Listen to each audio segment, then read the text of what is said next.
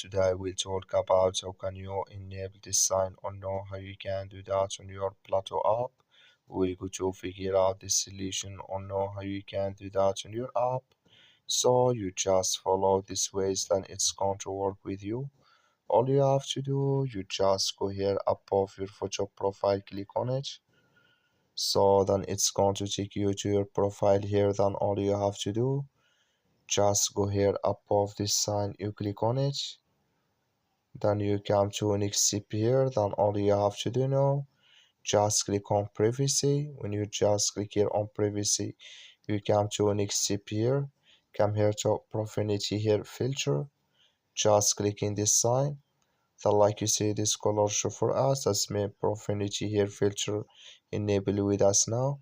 That's all you have to do. I wish you I get it. That's all. Thank you for watching.